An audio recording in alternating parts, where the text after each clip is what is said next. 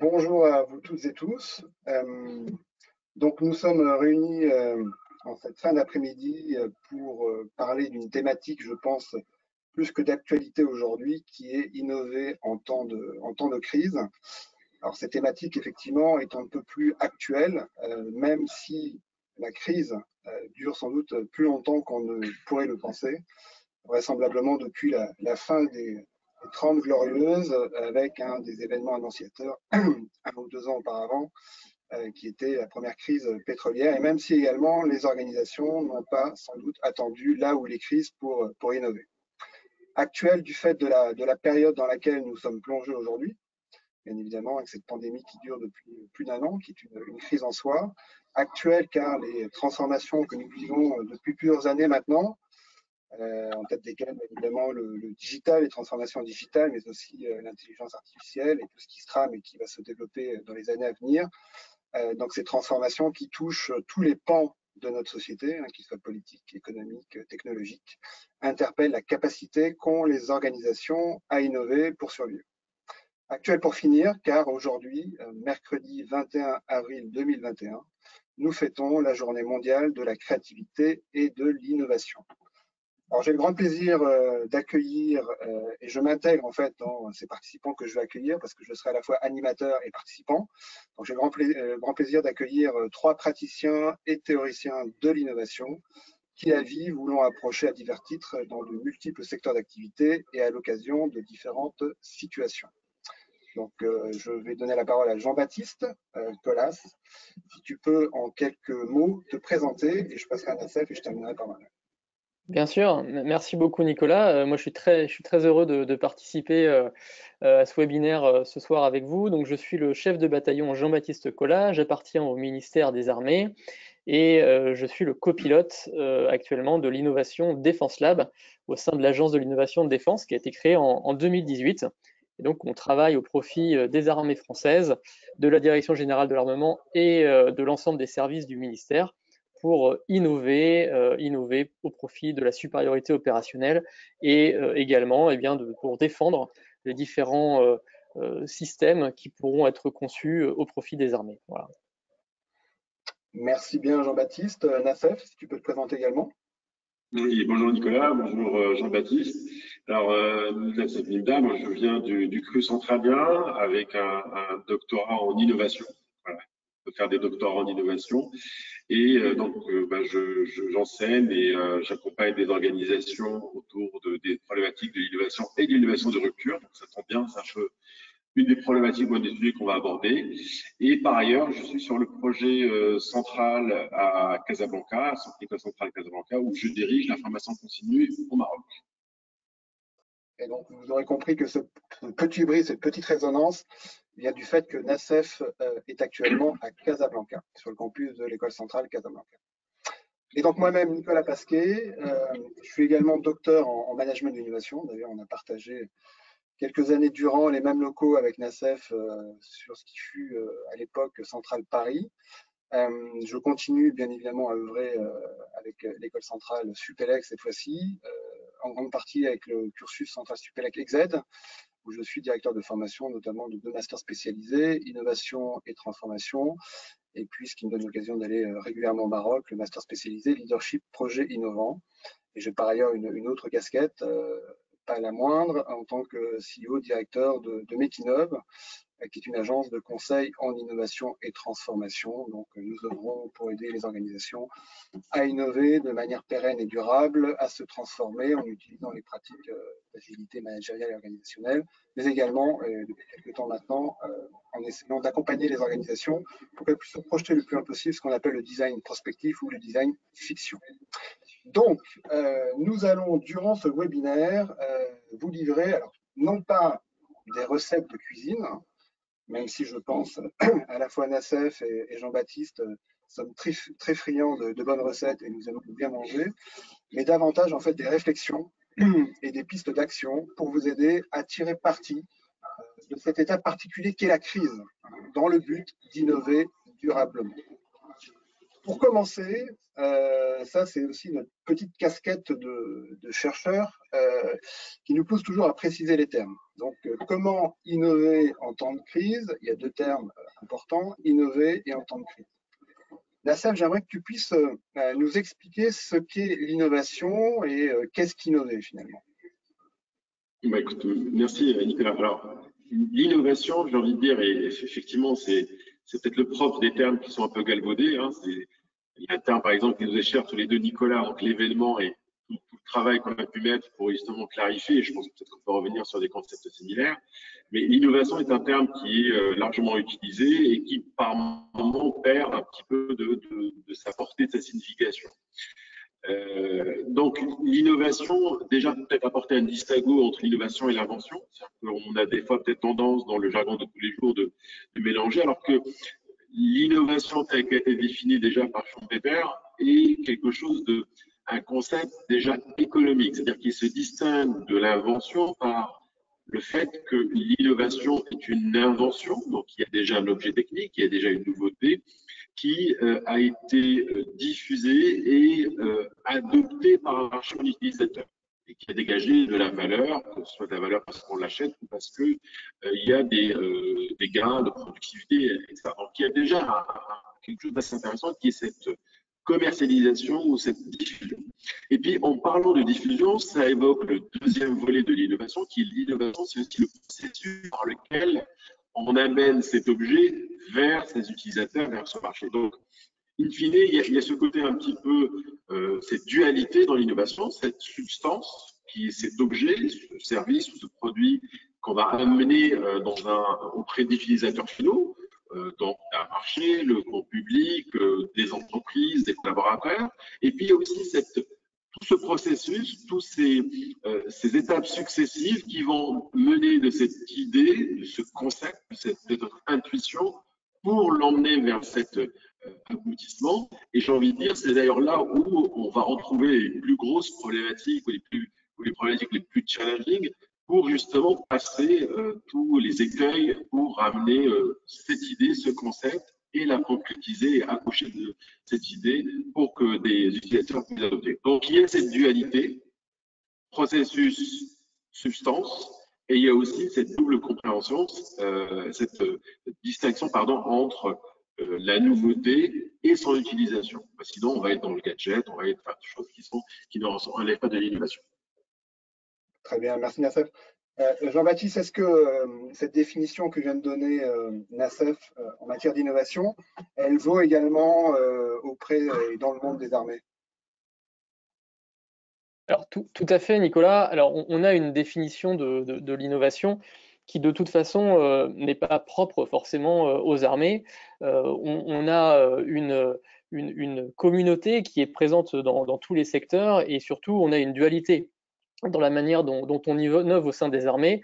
On s'inspire autant de ce qui se passe dans le monde civil que de ce qui se passe au cœur des conflits et des crises qui ont à agir, à interagir avec le ministère des Armées. Donc, cette vision même de l'innovation qu'a pu décrire Nassef, on la partage largement, on s'en inspire et on est au cœur de ces préoccupations-là, puisque les armées, de toute façon, depuis très très longtemps, c'est dans leur ADN d'innover lorsqu'il s'agit de faire se confronter deux volontés ensemble, innover sur les champs de bataille, avec toujours ce besoin de trouver de nouvelles voies pour assurer le succès pour l'une ou l'autre des parties sur le champ de bataille. Donc c'est à la fois dans leur ADN et c'est une obligation d'innover pour les armées aujourd'hui. Merci Jean-Baptiste. Moi, je vais juste rajouter un petit point sur le mot crise, parce que c'était comment innover en temps de crise. En fait, si on revient un petit peu à l'origine étymologique du mot crise, ça vient du latin et du grec crisis. Finalement, c'est un terme qui est issu du vocabulaire médical et qui est resté très très longtemps dans le domaine médical. Et dans le domaine médical, en fait, il exprimait, il représentait l'étape charnière, le moment un peu paroxystique d'une maladie qui peut, en ce point un peu critique, évoluer soit vers la guérison, soit vers la mort. Donc il y a quand même un élément déjà déterminant, c'est qu'on est face à une situation plus que critique, qui peut d'un côté amener la disparition d'une organisation, ce n'est pas une organisation, ou sa survie. Si on va un peu plus loin, les anciens, là aussi, grecs et romains, nous disaient que, en fait, derrière le terme crise, il y avait 4 principaux sens. Et c'est intéressant parce que ça nous ramène un petit peu à, on voit derrière poindre l'art du discernement. À la fois l'action de distinguer, l'action de choisir, l'action de séparer et l'action de décider. La crise évoque donc en fait une phase décisive lors de laquelle il faut décider pour agir. Et il le faut d'autant plus que la crise, elle est vecteur ou source de stress. Le stress étant, pouvant être défini globalement comme une perturbation de l'équilibre qui va forcer l'individu ou comme l'organisation à tenter de retrouver son équilibre antérieur ou à en atteindre à nouveau. D'ailleurs, ça nous rappelle très étrangement la teneur des débats actuels dans la situation que nous vivons aujourd'hui. Est-ce qu'il va y avoir un monde d'après ou pas? Est-ce qu'on va revenir sur l'état antérieur ou pas? Voilà, on est un petit peu. Et la crise adresse cette question-là. Et pour finir, en fait, la crise est un facteur de désordre et de doute. Ça rejoint quelque peu les propos que je tenais précédemment. Aussi, soit faut-il réduire cette entropie qui est le reflet du désordre, ou bien au contraire, ne pas tenter, coûte que coûte, de l'amenuiser, mais d'en jouer pour créer un nouvel état d'équilibre. Et c'est peut-être là où l'innovation pourrait se glisser pour aller chercher et capter un peu de valeur. Là, je m'adresse à toi aussi, Jean-Baptiste. Je sais que nous savons tous que tu as écrit un ouvrage, donc c'était Innover en plein chaos. Est-ce qu'il y a des similitudes entre la crise et le chaos? Qu'est-ce qui leur permet de se rejoindre, de communiquer ces deux notions, ou qu'est-ce qui les oppose? Alors, en effet, Nicolas, tu as tout à fait raison. Alors, crise et chaos, on peut penser que c'est un peu la même chose. Et en fait, il y a une différence fondamentale, c'est que, alors, quand on parle de crise, c'est qu'il y a eu déjà une rupture d'un équilibre, rupture de quelque chose, alors que le chaos, en fait, c'est quelque chose qui invite à penser à la confusion générale. Et une confusion n'entraîne pas forcément une crise.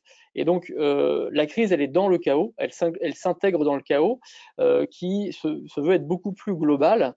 Et donc, on a des exemples très concrets aujourd'hui. Si je parle du chaos, par exemple, des réseaux sociaux ou des chaos de l'accès à l'énergie, eh bien, c'est une confusion générale dans ces deux domaines-là. Comment j'accède correctement à l'énergie dans le monde aujourd'hui, comment je m'y retrouve dans la confusion des réseaux sociaux. Et parfois, dans cette confusion, eh bien, il y a des crises qui émergent, c'est-à-dire des ruptures qui se présentent sur les réseaux sociaux. Eh bien, ça peut être une rupture qui est liée à par exemple des fake news qui vont créer eh bien, une crise.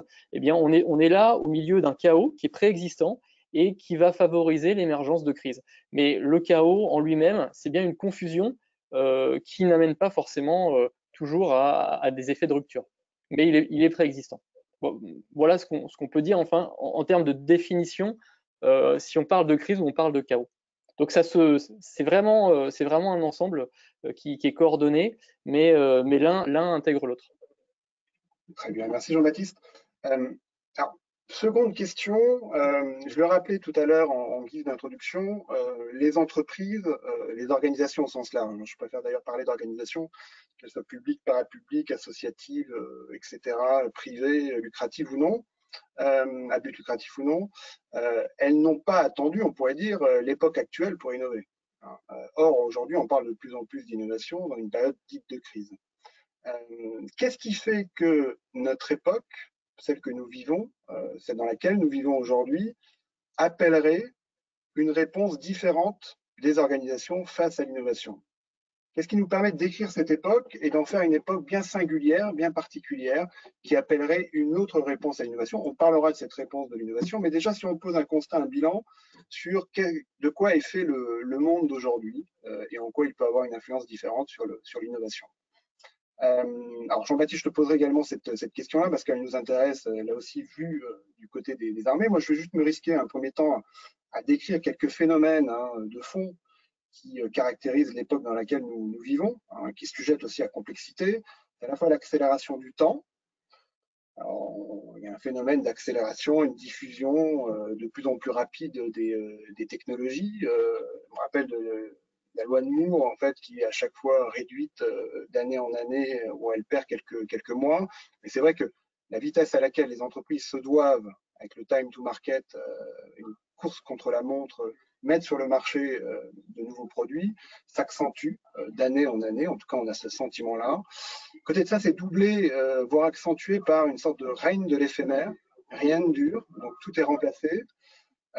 Tout ne se transforme pas d'ailleurs, pas toujours. Il y a ce que j'aime bien appeler j'emprunte ce titre à un ouvrage de Michel Houellebecq, c'est Extension du domaine de la lutte, parce que finalement, on observe que les règles concurrentielles conventionnelles, celles qu'on a pu lire, en tout cas dans ma génération, dans mes livres de stratégie, les barrières à l'entrée viennent être battues en brèche de toutes parts. Les femmes, les natus, sans parler bien évidemment des mastodontes dans le domaine du digital en Chine et ailleurs, font qu'il y a une remise en cause totale en fait, des règles qui assuraient un certain standard. Donc tout ça amène de la complexité amenant de l'incertitude, du risque bien évidemment, et doublé ou pas, ou générant ou pas des crises. Donc tout cela, effectivement, augmente ces situations de crise et de chaos. Est-ce que toi, Jean-Baptiste, tu as d'autres éléments éventuellement pour compléter ce que je viens de dire, là où tu te trouves, du point où tu te trouves? Oui, oui, bien sûr, Nicolas. Alors, c'est vrai que nous, au ministère des Armées, on est un peu écartelés entre deux notions en termes d'innovation et de création de valeur pour les armées. C'est que d'une part, on travaille sur des projets de temps très long. Si je te parle du porte-avions nouvelle génération ou du futur avion de chasse des armées françaises, c'est des développements qui prennent 20, 30 ans. Et donc là, évidemment, il faut pouvoir penser l'avenir à très très très long terme. Et donc ça amène à devoir penser aussi une certaine stabilité dans la manière dont on va conduire ces programmes. Et en même temps, il faut pouvoir répondre à la difficulté des conflits actuels et à venir, avec une dissolution parfois d'un ennemi. On a du mal à caractériser l'ennemi, notamment lorsqu'on parle des domaines immatériels, c'est-à-dire le cyber, le champ des perceptions, les champs électromagnétiques. Il est très difficile aujourd'hui d'aller caractériser obligatoirement dans ces champs-là un ennemi identifié et être sûr que celui qui nous attaque, eh bien, c'est celui qu'on croit l'être. Et donc, tous ces facteurs-là font qu'il faut à la fois savoir travailler sur le temps court et sur le temps long, et donc avoir une innovation qui peut détourner des usages qui sont purement civils et suivre un petit peu cette vitesse ce temps éphémère dont tu parlais dans les changements de technologie ou les changements pour conduire des opérations ou pour conduire des actions en termes organisationnels. Et puis, eh bien, on doit pouvoir injecter ce temps court dans le temps long des grands programmes d'armement et des grandes réflexions du ministère qui produisent leurs effets au bout de 20 ou 30 ans.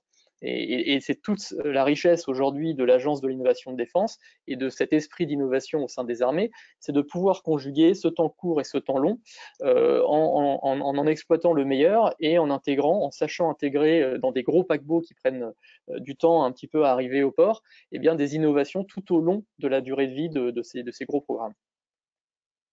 C'est important et intéressant ce que tu dis autour de la notion de temps, effectivement, parce que ce qui joue aussi, c'est une sorte de maîtrise du temps. Ça me rappelle ça aussi des lectures autour des sciences, parce que la science, le projet, c'est d'essayer de minimiser au maximum l'incertain, d'augmenter notre capacité à maîtriser les éléments qui nous entourent et le temps également. Donc c'est aussi une course à la maîtrise du temps, et ce temps-là, en fait, nous échappe. Il nous échappe pour partie, et notamment le temps long. Parce que le temps long, quand on le regarde de plus près, on n'arrive plus à prédire. On reviendra peut-être par la suite. Si tant est qu'on ait pu prédire à une époque, mais peut-être plus, les années 30 glorieuses, je parlais tout à l'heure, où on avait la possibilité de voir à 10, 15, 20 ans, parce qu'on pouvait même, et d'ailleurs on parlait même à l'époque de planification. Là, ça amène des comportements complètement différents, beaucoup plus volontaristes de la part des organisations. Et qui dit volontarisme dit aussi peut-être une capacité à devoir, ou quasiment une obligation à devoir pousser elles-mêmes des innovations qui reflètent aussi ce qu'elles sont, ou ce qu'elles aimeraient devenir. Alors, on a décrit un peu cette période, on pourrait bien sûr aller un peu plus loin, on répondra à vos questions tout à l'heure à partir de 18h45. Cette période que nous venons de décrire est-elle propice ou non à l'innovation? C'est une question de fond qu'on pourrait se dire. Est-ce que la crise amène l'innovation? Est-ce que la crise est un substrat qui peut nourrir assez fertile pour générer des innovations ou non? Nassef, est-ce que cette période est-elle ou non propice, favorable à l'innovation? Moi, j'ai envie de dire que la crise, c'est peut-être le moment le plus opportun pour innover. Je m'exprime. Tout à l'heure, tu faisais, Nicolas, l'analogie, enfin, la définition, tu revenais, pardon, sur la définition de la crise et sur la définition étymologique, qui est ce moment un peu de bascule. Et en fait, dans un système, quand le système est en crise, c'est bon, on avait vu sur des travaux, notamment en néo-institutionnel et en sociologie, que la crise souvent définit un moment où le compromis, où l'élément de cohérence du système est mis à mal. C'est un moment où finalement, ce pourquoi un groupe d'individus ou même d'éléments, hein, si on rentre dans des choses, acteurs vivants ou non vivants, qui permettaient un peu de faire leur cohésion et permettaient de créer un ensemble, bah, finalement, cet ensemble ou ce compromis qui permettait de réunir tous ces éléments est remis en cause et on questionne à ce moment-là la légitimité de cet ensemble. Donc, s'il y a ce questionnement de légitimité, et là je remonte peut-être plus sur des choses que tu as bien étudiées, notamment dans ta thèse, Nicolas, c'est ce moment-là où finalement on a des turning points, on a des moments de bascule des systèmes, et il y a un espace des possibles ou un moment des possibles où on peut justement innover. Et souvent, ce qu'on remarque, c'est que si on prend historiquement les moments dits de crise, si on prend par exemple les grands événements, les guerres par exemple, prenons par exemple la Seconde Guerre mondiale qui est aujourd'hui largement documentée, quand on voit toutes les innovations et en plus de ruptures, c'est ça aussi ce qui est intéressant dans la crise, c'est que dans la crise, on ne va pas faire que de l'innovation incrémentale, on va en faire certainement, mais c'est aussi le moment de voir des choses, des éléments de rupture, des innovations qu'on va appeler radicales, même si la définition de radical revient dessus, mais du moins on va utiliser des choses de manière un peu différente, on va être sur des éléments, des choses très subtiles, on va remettre en cause un équilibre. Donc le moment de crise est un moment où justement on va rebattre les cartes et donc pour lequel ou dans lesquels ou à partir desquels on va apporter des innovations complètement nouvelles. Donc oui, la crise, j'ai envie de dire vive la crise, elle permet justement de proposer des choses nouvelles et proposer des solutions, des business models et de tester les choses. Alors il y a peut-être un point juste intéressant sur lequel il faut insister, c'est que là où il y a un point important, c'est que lorsqu'il s'agit d'innover en temps de crise, ce qu'on constate aussi, c'est que l'innovation qui en ressort, ce ne sont pas forcément des innovations qui vont être basées sur des technologies nouvelles.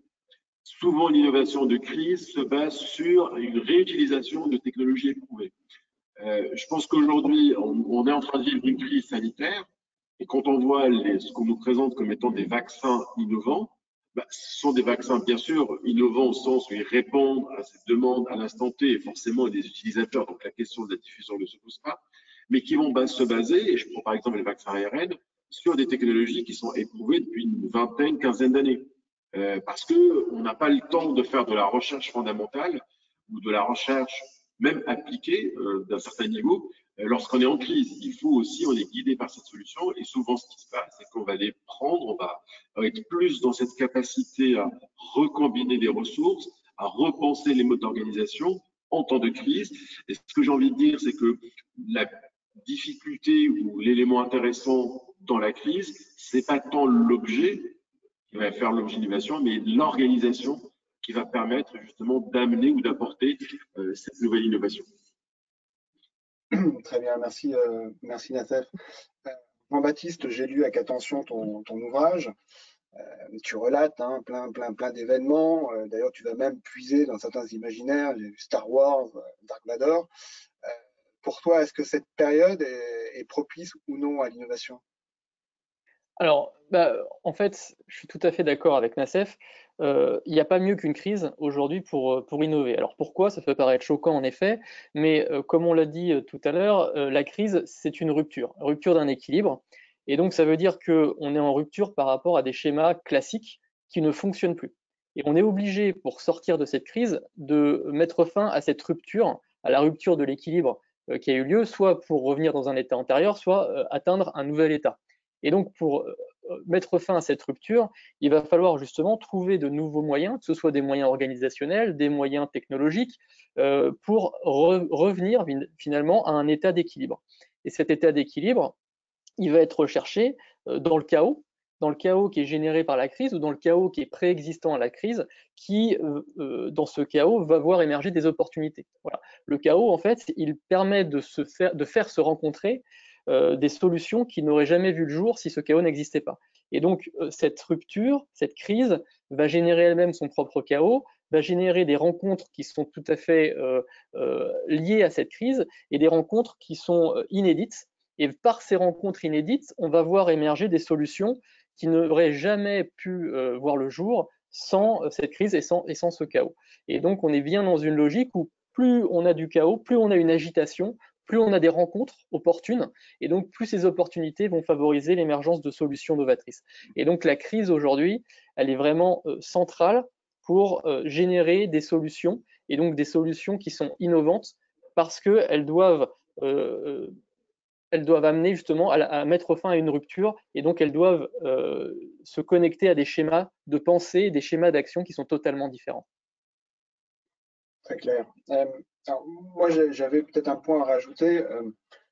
J'ai toujours retenu ou vu, d'ailleurs on l'observe, que l'innovation, c'est aussi un élément qui permet d'imposer un standard. Alors, fut un temps, ces standards duraient plus longtemps qu'aujourd'hui, sans doute. Hein, ça revient sur le point que j'évoquais tout à l'heure avec l'accélération du temps.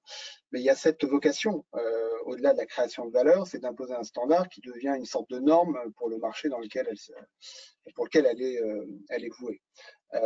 Et donc, partant de là, puisque les cartes sont rebattues, qu'on est sur cette période-là un petit peu de flou, d'incertitude, autant prendre cette incertitude et de pouvoir la transformer par des innovations qui vont peut-être, pour certaines organisations, leur permettre d'obtenir des standards et donc d'obtenir des avantages concurrentiels durables et défendables. Alors, ça demande, Nassef, tu l'évoquais, pas simplement de travailler sur l'aspect technologique. De surtout pas réduire l'innovation à de la technologie, que de la technologie. Ça demande aussi une transformation des mentalités, tu en as parlé Jean-Baptiste, mais aussi des modalités organisationnelles, hein, parce que l'innovation, elle naît dans l'organisation et elle est aussi générée ou facilitée grâce à des dispositifs ou des modalités organisationnelles bien spécifiques, dont certaines en fait ne valent plus, ne permettent plus aujourd'hui face à cette crise de pouvoir y répondre. On a une autre question que j'aimerais vous poser, qui me paraît aussi intéressante, et on va plus rentrer cette fois-ci dans le faire. Hein. On a dit comment, même si je me suis bien gardé de dire vous n'aurez pas de recette de cuisine en sortant de ce webinaire, mais au moins commencer à aborder un petit peu de ces questions-là, quelques enseignements, en tout cas, que devons-nous faire pour tirer le meilleur parti possible de cette période de chaos, de doute, d'incertitude, de risque. Hein, on peut utiliser énormément d'autres appellations substantifs. Que faire pour innover et comment le faire? Est-ce que cette période appelle un traitement particulier de nos manières d'innover? Nassef, est-ce que tu veux ouvrir le bal? Oui, je veux bien me lancer dans cette tentative. Je pense que, bon, indépendamment d'époque, hein, je pense que finalement, au-delà d'être dans de la recette, il y a des choses, des éléments qui reviennent et sur lesquels on peut peut-être se baser pour pouvoir avancer. Pour comprendre un peu comment faire, peut-être posons-nous la question de pourquoi est-ce qu'une crise survient et elle survient sur quel niveau.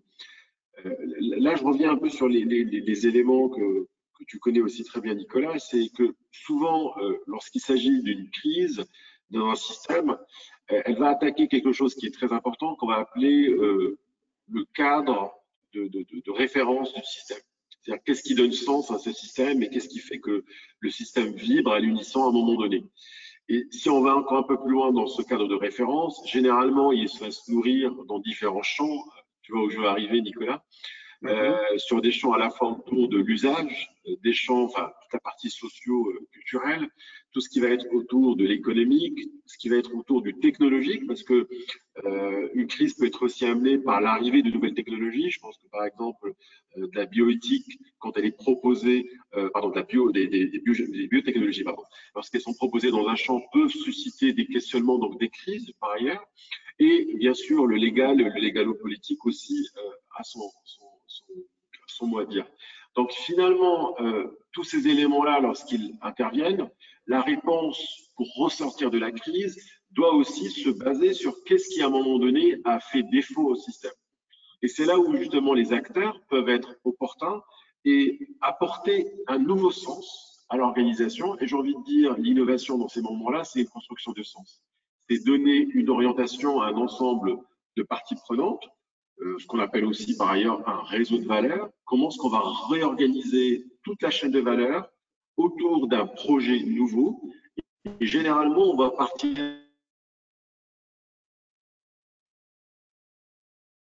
Ah, on a perdu la fin de ta phrase, Nassef. La distance vous a été fatale. Bien, mais peut-être, en attendant que Nassef revienne, Jean-Baptiste, hein, j'avais la même question pour toi. Oui, alors c'est vrai que la notion d'innover dans une période de crise, innover dans un environnement chaotique, il amène plusieurs prérogatives qui ne sont pas forcément celles qu'on va mener classiquement dans une innovation. On est dans une zone où on est à la fois rassuré et connu. Déjà, premièrement, quand on est en pleine tempête, et ça, c'est les marins qui le disent le mieux, il faut avoir un phare dans la nuit. Et donc, la notion d'innovation, elle est importante en termes de vision. C'est-à-dire que pour la personne qui souhaite innover en période de crise, eh bien, elle doit avoir une vision qui lui donne à la fois une confiance et une détermination dans son action. Et cette vision, mais elle est propre justement à la volonté de sortie de crise et de voir comment est-ce qu'il souhaite sortir de la crise. Et au-delà de comment faire, c'est pourquoi le faire. Et donc cette vision, elle doit dire mais où est-ce que je veux arriver à la fin, et elle doit à la fois tirer les équipes et tirer l'ensemble des énergies pour arriver à cette vision. Et ça, c'est extrêmement fondamental si on veut garder une certaine motivation dans l'innovation au moment où eh bien, les énergies peuvent être émoussées par la crise en elle-même et par les échecs qui peuvent engendrer cette crise et ce chaos. Et ensuite, il y a une sorte d'esprit d'opportunité qui doit prévaloir, où lorsqu'on est en plein chaos, lorsqu'on est en situation de crise, il faut aller voir ailleurs. Il faut s'obliger à aller voir ailleurs et s'obliger à écouter différemment. Et donc sortir un peu de son cadre classique, de son cadre de confort, pour aller chercher des opportunités à l'extérieur de l'organisation, à l'extérieur de ses interlocuteurs classiques, justement parce que s'il y a une crise, c'est finalement qu'il y a quelque chose qui a failli au sein même de l'organisation ou au sein même de la structure, parce qu'elle n'a pas réussi à résister à la rupture d'un équilibre. Et donc si elle n'a pas su conserver cet équilibre par la crise, eh bien c'est que quelque part il faut trouver une solution différente, et rarement la solution différente on l'obtient de l'intérieur. Pourquoi? Parce que d'une part, il y a des biais cognitifs qui sont liés au fait qu'on est dedans, on est dans la crise, on a du mal à s'en extraire. Et puis, il y a des biais par le fait que on est habitué à ce qui s'est fait avant. Et donc, on va raisonner un petit peu avec le monde d'avant et non pas avec les possibilités d'après. Et c'est là où eh bien, se tourner vers des opportunités extérieures, ça devient vital pour quelqu'un qui veut innover en temps de crise. Donc, la vision et l'opportunité, qui sont pour moi deux fondements de l'innovation en temps de crise. Très clair, merci Jean-Baptiste. Moi, j'aimerais revenir sur, peut-être pour illustrer un petit peu ça, je lisais bon, il y a quelques jours dans le Monde un article de Thomas Durand, qui était d'ailleurs mon directeur de thèse à Centrale, qui est aujourd'hui au CNAM, hein, aux Arts et Métiers, et qui a décrit un petit peu, avec beaucoup d'à-propos, ce qui s'est passé aux États-Unis avec la course pour obtenir le plus vite possible un vaccin ou le bon vaccin. Ce qui s'est appelé d'ailleurs Warp Speed, hein, l'opération Warp Speed, qu'on pourrait traduire d'ailleurs en vitesse de l'éclair, expression d'ailleurs tirée de l'imaginaire de la science-fiction. Hein, c'est la vitesse qui permettrait de passer d'un espace-temps à un autre. Mais en fait, il explique très bien que cet événement-là a permis en fait de produire des arrangements organisationnels et institutionnels totalement inédits. Et il les liste d'ailleurs, il dit qu'il y a 3 idées clés qui permettent de situer la prouesse hein, qui a été réalisée par les États-Unis hein, ou l'administration américaine. Premièrement, c'est qu'ils sont partis, et ça c'est vrai que c'est assez rare quand on regarde de près l'innovation, ils sont partis d'un portefeuille très large en fait de pistes de solutions, d'où qu'elles venaient, même des partenaires ou des prestataires qui par exemple n'avaient aucune expérience sur les vaccins. Peu importe, ils les ont pris, ils les ont financés, ils se sont dit qui tente sa chance peut en fait obtenir un produit, donc ils les ont soutenus. Derrière ça, ils ont quand même permis de mener de front un ensemble considérable en fait hein, d'initiatives portées par différents acteurs, comme je le rappelais. Ils ont injecté 11 milliards de dollars, donc à peu près l'équivalent de 9,20 milliards d'euros, en pariant sur différents chevaux, hein, quelque part. Ils se sont dit, il en sortira bien des gagnants. Et donc, c'est un peu, je disais ça aussi il y a peu de temps, c'est assez intéressant, c'est la stratégie du saumon. À l'opposé de la stratégie du mammifère, notamment le saumon, il va produire énormément d'œufs, il va pas trop s'occuper des œufs, puis il y en a un ou deux comme ça qui vont réussir à surnager et à vivre. Alors que le mammifère, finalement, on a une production, deux ou trois, et on va passer beaucoup de temps à l'élever, l'éduquer. Donc c'est aussi, on peut avoir une métaphore, une analogie, je trouve assez intéressante, avec les idées. Hein. Donc là, ce qu'ils se sont dit les États-Unis, c'est non, on met le paquet, on finance, on casse les règles habituelles qu'on peut retrouver chez des capitaux risqueurs, etc., d'évaluation du potentiel de valeur de certaines idées. Non, on brosse très large et on essaie d'obtenir une idée et la bonne idée, in fine. La deuxième chose, la deuxième idée maîtresse, en fait, c'est qu'ils ont repensé la chaîne de développement d'un vaccin. Alors, normalement, classiquement, qu'est-ce qu'on retrouve? Succession, recherche, développement, études cliniques, autorisation de mise sur le marché, industrialisation, etc., montant en puissance de la fabrication logistique. Et là, dans l'urgence, ils se sont dit non, on ne peut pas rester sur des programmes tels de recherche tels qu'on les connaît, longs, etc. Donc, ils ont rebattu là aussi les cartes pour s'adapter à cette situation inédite de crise et d'urgence. Et le troisième point, en fait, qu'ils ont fait, d'ailleurs, juste sur le point, si je reviens sur le deuxième point, pour pouvoir raccourcir un petit peu aussi ces temps, ce qu'ils ont fait, c'est qu'ils ont notamment posté ceux qui étaient en charge de l'autorisation de mise sur le marché, ils ont posté au plus près du terrain pour qu'ils puissent suivre un petit peu comme en mode agile ce qui se faisait pour avoir un temps d'avance et très vite pouvoir autoriser ou non la mise sur le marché du vaccin en question. Et le troisième élément sur lequel Thomas Durand revient, dire que l'industrialisation a été lancée en même temps que les études cliniques. Et donc, pour gagner du temps, ils ont pris le risque considérable en termes de financement d'investir dans des usines industrielles, dans des industries pour préparer les chaînes de fabrication de vaccins. Donc, ils pouvaient à l'époque, parce qu'ils ont commencé à le faire pratiquement au tout début de la crise qu'on a connue, de la pandémie qu'on a connue. Donc, il pouvait y avoir encore un risque très élevé d'échec de ces vaccins en phase de test. Et ça, je trouve ça intéressant parce que ça met l'accent sur la manière dont on peut réagir en période de crise. Et on voit bien que l'Europe, pour diverses raisons, n'a pas eu la même stratégie. Beaucoup plus précautionneuse, sans prise de risque, etc. Des éléments dont on parle beaucoup dans les médias aujourd'hui qui expliquent cela. Et donc, il peut y avoir aussi des réponses face à la crise différentes en fonction de la culture d'un pays, d'une zone géographique, de certaines organisations, peut-être même de certains secteurs d'activité qui vont réagir différemment. Si j'apporte un élément supplémentaire, j'irai bien sur le terrain que tu as évoqué en tout premier, c'est la vision. En fait, un des éléments essentiels pour les organisations en temps de crise, c'est de retrouver la vue. Et plus encore qu'en temps normal, c'est-à-dire d'essayer de voir le plus loin possible. J'utilise souvent cette métaphore. Si on peut simuler la crise, qui est une sorte de grand désordre, plus que chaotique, et donc avec son lot d'opportunités, donc une nuit dans la pénombre, une petite route de campagne, dans une forêt, si vous voulez, l'orage s'abat sur nous, il pleut, vous êtes au volant de votre voiture, vous allez de plus en plus vite, c'est les éléments que je rappelais tout à l'heure, l'accélération du temps, etc., etc. Bien évidemment, si vous ne voulez pas sortir de la route au premier virage, il faut que votre vue porte le plus lointain, soit la plus lointaine possible.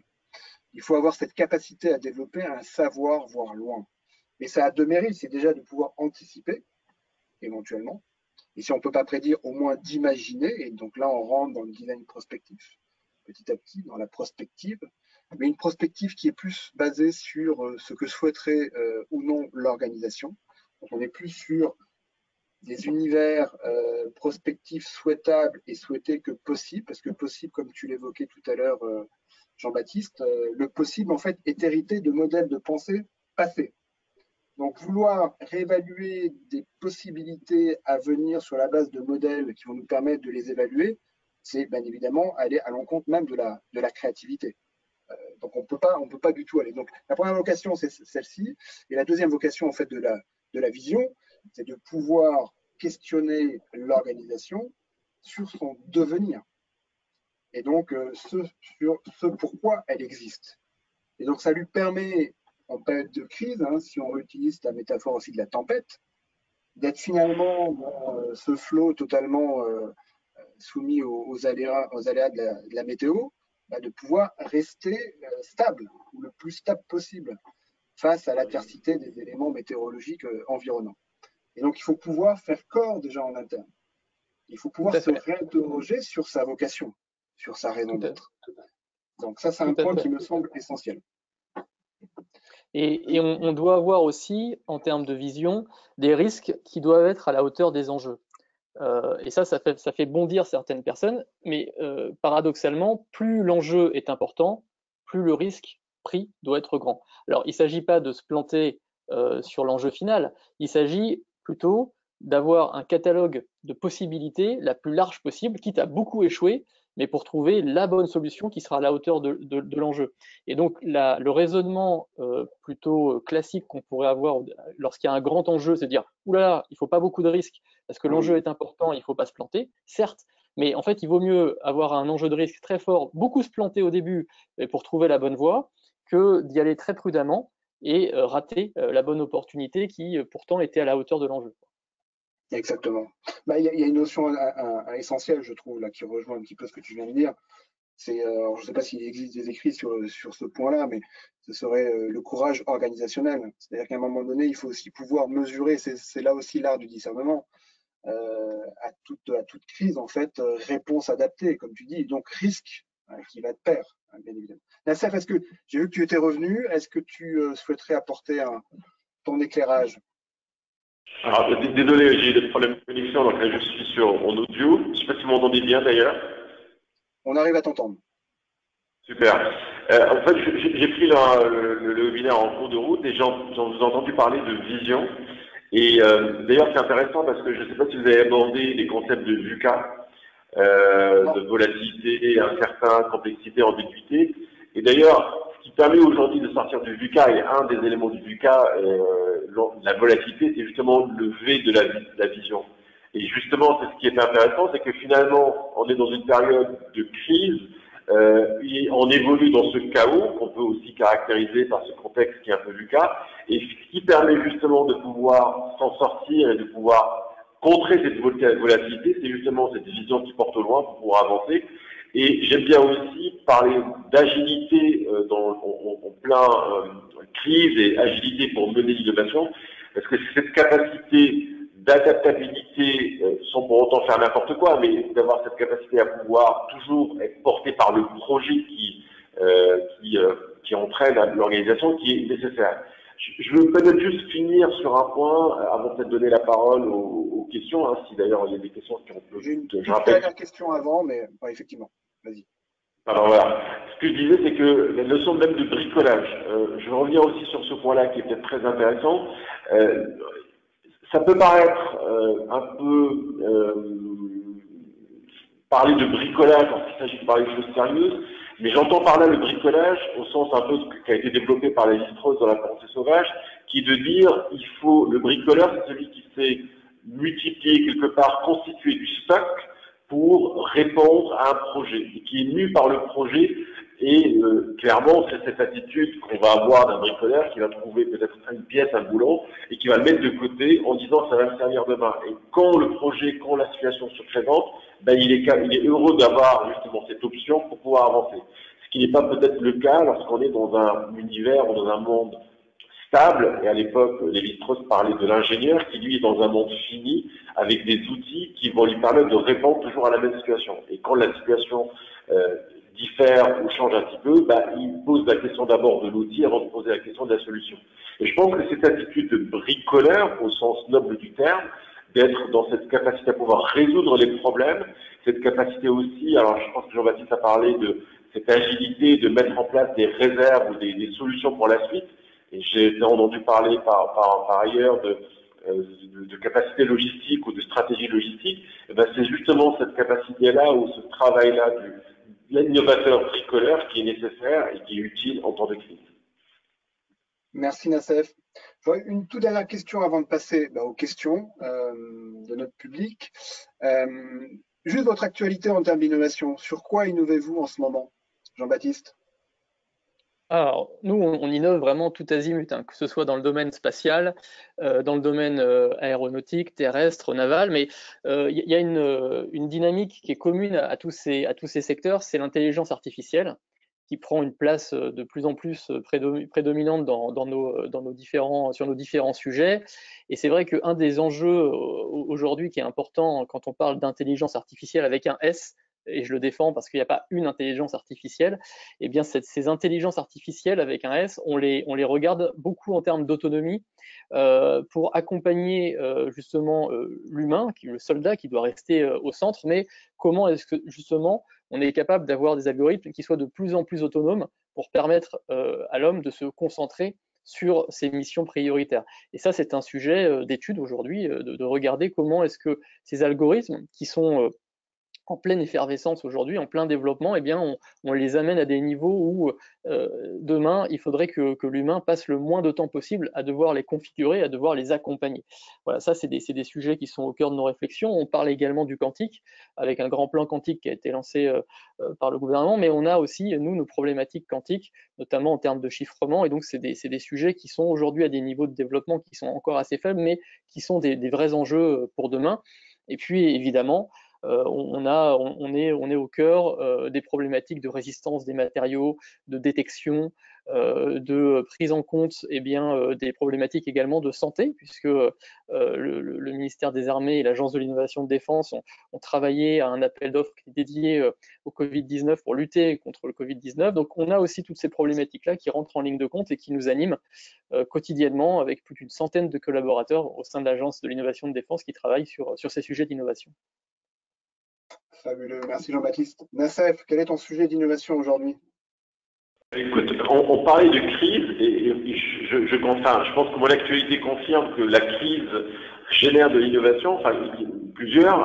Alors de l'innovation sociale, moi je suis dans un pays effectivement où on doit aussi penser à l'innovation sociale et mettre en place des solutions pour des personnes qui tout simplement être dans le développement humain et le développement de régions et de zones. Donc je suis un joli programme pour accompagner du développement de l'innovation sociale. Et je suis aussi dans l'innovation dans l'EduTech. On est en train de mettre en place un beau projet d'innovation de l'enseignement. Et je pense que la crise du Covid nous a amené à réfléchir sur la nécessité de repenser les pédagogies. Et justement, là, il y a une réflexion qui va être menée pour penser l'enseignement. Bien sûr, le digital est là, mais aussi, j'ai envie de dire, cette crise du Covid et l'enseignement à distance et la difficulté justement pour des élèves qui finalement ne vivent pas une expérience sociale, parce que je pense que ce qu'on retient d'abord et avant tout de nos études, c'est aussi l'esprit de camaraderie et le fait justement d'être dans une situation d'éloignement, de cours à distance, nous fait réfléchir et penser sérieusement sur qu'est-ce qu'on peut amener comme innovation dans le monde de l'éducation. Donc, les deux plus grosses, je veux dire, actualités autour de l'innovation, sans parler d'autres actualités qu'on a le plaisir, Nicolas et moi, de mener au sein de Meguiya. Merci Nassef. Alors moi, mon actualité, elle est plutôt d'aider, d'accompagner les organisations à innover de manière durable face à cette crise, parce que la crise, on n'en a pas parlé, mais en tout cas celle dont on parle aujourd'hui, celle que nous vivons aujourd'hui, elle a eu le mérite de révéler certaines failles, de mettre en lumière certains dysfonctionnements. Donc elle a aussi accéléré cette prise de conscience. Certains clients, certaines organisations d'ailleurs, si je ne parle pas que de clients, ont pris la mesure de l'impératif qui était leur à devoir dès maintenant en fait apporter des solutions, à tenter d'apporter des solutions à cela. Donc, pas mal d'initiatives assez intéressantes pour aider les organisations à consolider en fait leur parcours d'innovation d'accompagnement, avec la mise en place de tests pour mesurer le potentiel de valeur des idées. Mais dès qu'elles émergent d'un milieu, on la récupère et on la préqualifie. Aussi pour pouvoir aider des organisations à penser leur avenir, comment elles peuvent s'organiser en termes d'innovation, de recherche, de développement. D'avoir cette anticipation-là, en essayant d'intégrer aussi un petit peu éventuellement de design prospectif. Également aider les organisations intégrer un peu plus cette dimension user-centric approach, donc essayer de remettre l'utilisateur au centre de leurs préoccupations, même si on dit que c'est partout, ça ne l'est pas vraiment. Et la crise aussi montre bien que les clients sont de plus en plus, les utilisateurs, attentifs à tout cela. Donc ça re-questionne aussi et ça remet sur le devant de la scène cette problématique du client sous un jour un peu nouveau. Il est 18h50. Donc, ce que je vous propose, c'est de prendre quelques questions et d'essayer d'y répondre. Donc, alors, c'est dans les questions, c'est cela? Exactement, il y a mieux innover.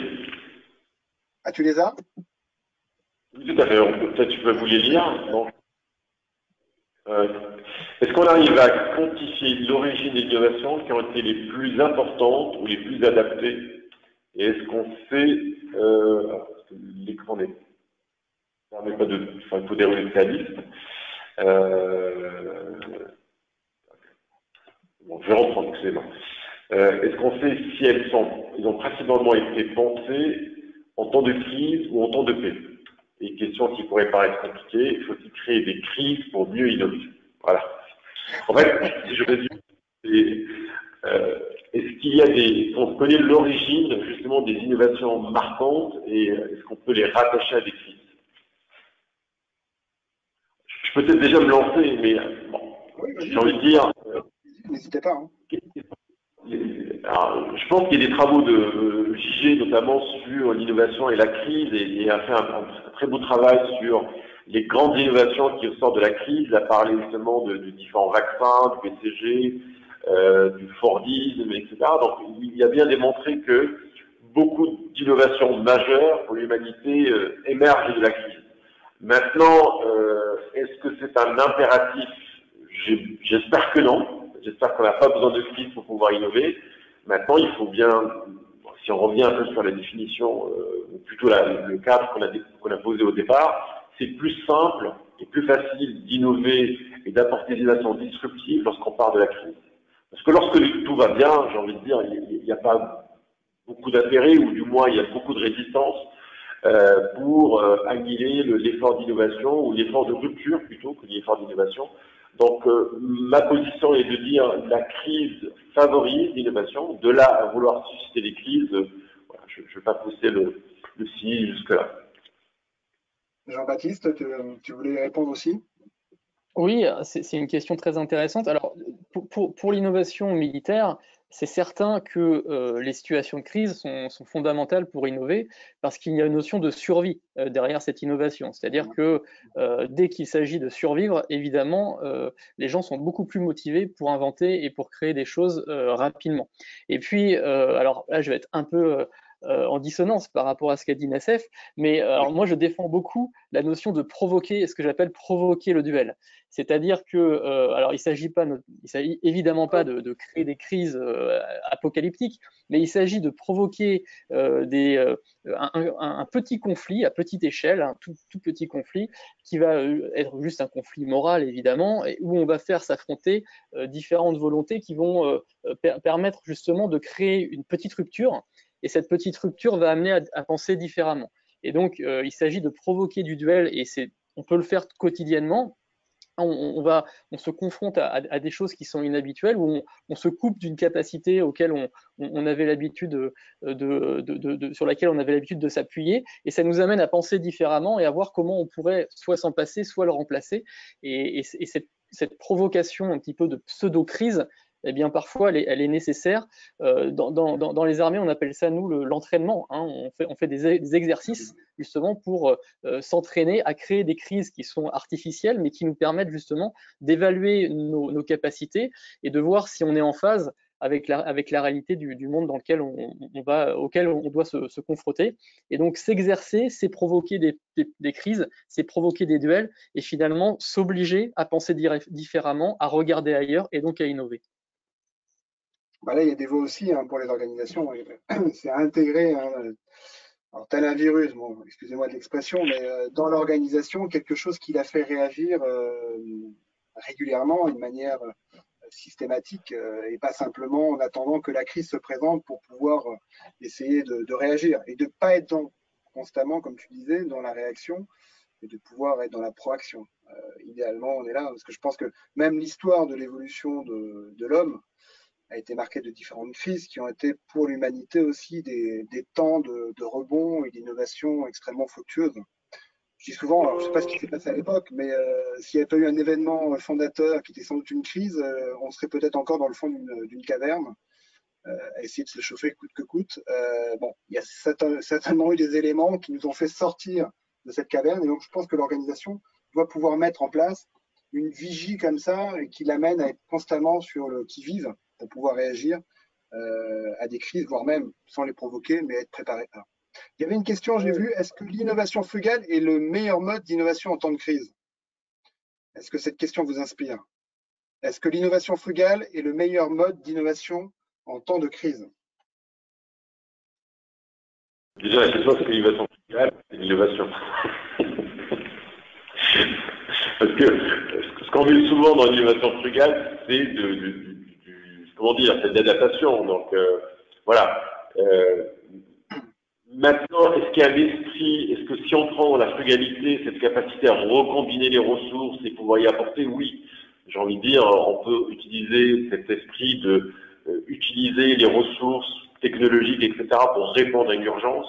Donc oui, dans l'esprit. Maintenant, si on cite les grandes innovations de crise, elles n'ont pas l'air d'être forcément frugales, il y a beaucoup de technologies, il y a beaucoup d'investissements, il y a des choses justement importantes. Et d'ailleurs, si on prend le volet investissement, on est loin d'être dans la frugalité lorsqu'on sort de crise, lorsqu'on investit en période de crise. Oui, alors tout à fait, tout dépend de la crise, premièrement. Et puis moi, j'aime beaucoup cette expression qui dit que, eh bien, pour inventer l'ampoule, on n'a pas amélioré la bougie. Et donc, il y a un moment où la rupture, elle s'obtient rarement dans la frugalité, malheureusement, même si la frugalité, elle peut être partie prenante dans la construction d'une innovation en gestion de crise, mais elle ne peut pas, je pense, être la seule réponse. Il faut des investissements conséquents pour notamment quand on est dans des périodes de rupture. Parfait. Je crois qu'il n'y a pas d'autres questions, à moins que je ne les vois pas. Il y a une question sur s'il y a ou pas une rediffusion. Donc, je rassure la personne qui l'a posée que oui, je pense que sur les réseaux sociaux, les posts de Centrale Supélec Exed, je pense qu'il y aura une rediffusion, un lien pour la rediffusion qui sera postée. Sur tous les bons réseaux sociaux qui se respectent, ce webinaire sera de manière illimitée. Je ne sais pas si on a un compte TikTok. Il est 18h58. Si on n'a pas d'autres questions, je pense qu'on a bien couvert le sujet. Merci Jean-Baptiste, merci Nassef pour vos Merci beaucoup de votre invitation. Merci beaucoup. Merci à vous. Expert de l'éclairage sectoriel. Au plaisir, et puis j'espère que vous aurez appris en notre compagnie et que vous aurez peut-être un peu plus d'éléments de réponse sur la manière d'innover en temps de crise. Même si, une fois encore, et je terminerai pas ça, nous ne sommes pas des donneurs de recettes de cuisine. Voilà. Bonne soirée à vous tous. Merci encore Jean-Baptiste et Nassef. Excellente soirée, merci beaucoup. Excellente soirée. Au revoir.